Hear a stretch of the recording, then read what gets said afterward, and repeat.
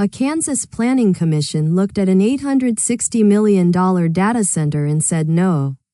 So the city council overrode its own experts and pushed the project through anyway. From formal complaints against Virginia supervisors to a $100 billion mega campus on the fast track and a possible $10 billion handshake between AI rivals. The fight over who really controls America's data center boom is escalating fast. In Edgerton, Kansas, the fight over an $860 million data center just took a remarkable turn.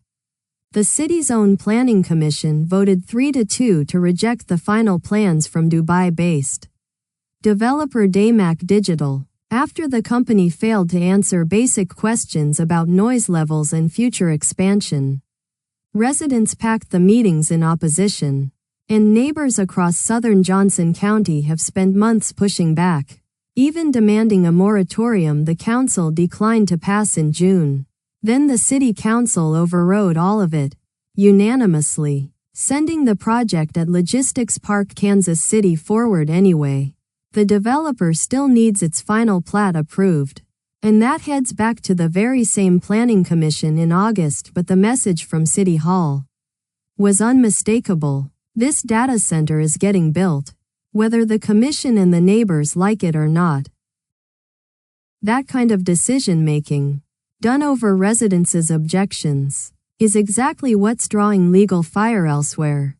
In Franklin County, Virginia, a formal complaint has been filed against 3 members of the Board of Supervisors, accusing them of violating the state's open government laws during negotiations over a potential data center project. The complaint alleges budget decisions were discussed privately.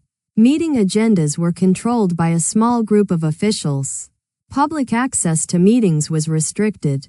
Information was withheld from other board members, and motions from fellow supervisors were suppressed. It also raises conflict of interest concerns.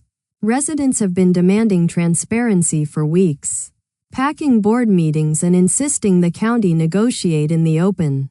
County leaders now face scrutiny under Virginia's Freedom of Information Act, and the outcome could shape how every rural county in the state handles the next data center deal.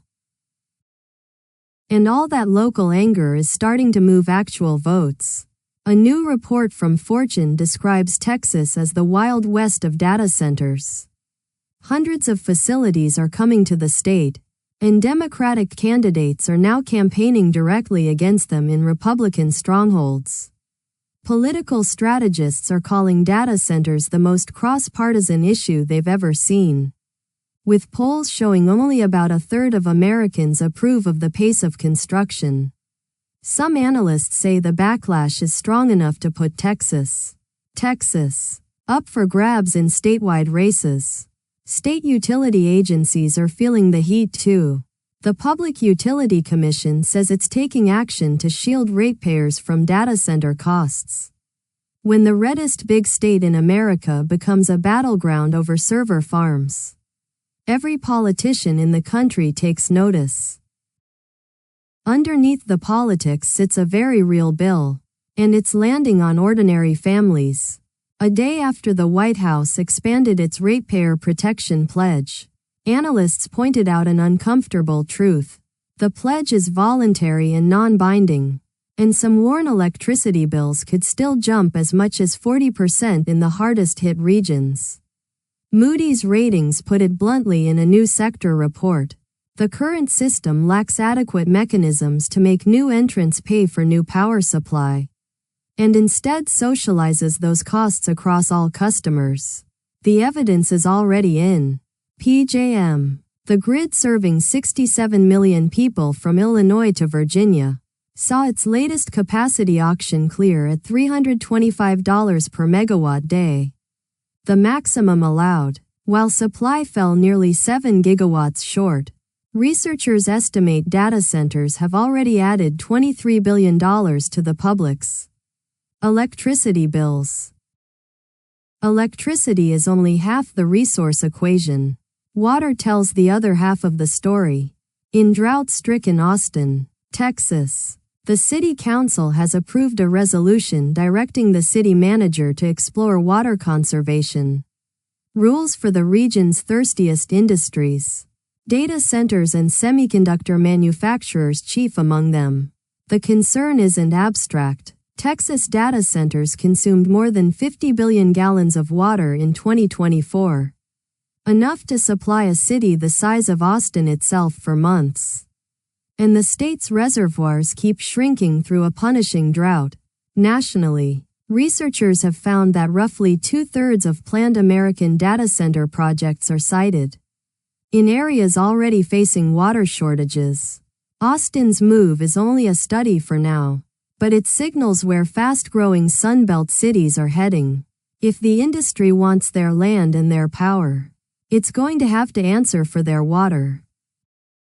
Meanwhile, the companies driving all this demand keep making moves that would have sounded impossible a year ago. Anthropic, the maker of Claude, is in early talks to lease AI computing power from Meta, its direct rival in the race to build frontier models.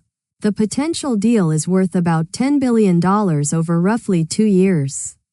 Meta has been pouring hundreds of billions into gigawatt-scale campuses like Hyperion in Louisiana.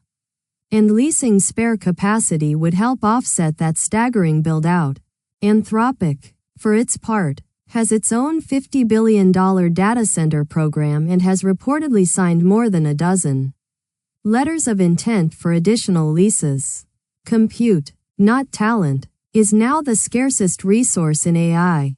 The talks are still preliminary and could fall apart, but the fact they're happening at all shows how desperate the industry is for capacity. Anyone's capacity. And despite every protest, complaint, and moratorium, construction is racing ahead, nowhere bigger than Southside Virginia.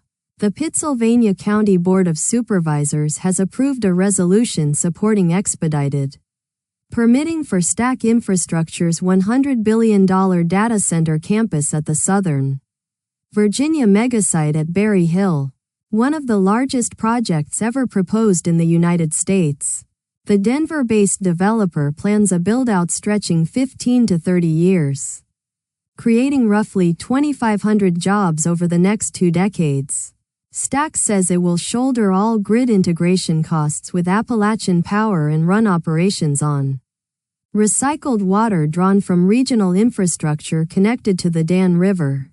Local officials call it an economic turning point for a region hollowed out by the loss of tobacco and textiles. But residents say the approvals are moving faster than the planning, and they're demanding the county slow down. And the money financing all of that construction keeps climbing to heights Wall Street can barely stomach. Alphabet, Google's parent company, raised its 2026 capital spending forecast to between $195 and $205 billion, up from the $180 to $190 billion it projected just 3 months ago.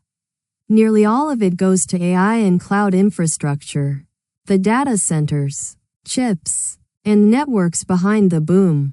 The quarter itself was strong. Revenue came in at nearly $120 billion, beating expectations, with Google Cloud surging 82% to a record $24.8 billion. But investors flinched at the spending, sending the stock down roughly 5% after hours. And executives say capital expenditures will rise significantly again in 2027. The build-out, in other words, is nowhere near its peak. Thanks for watching. If you found this useful, subscribe, leave a like, and drop a comment. It helps us cover more of these stories.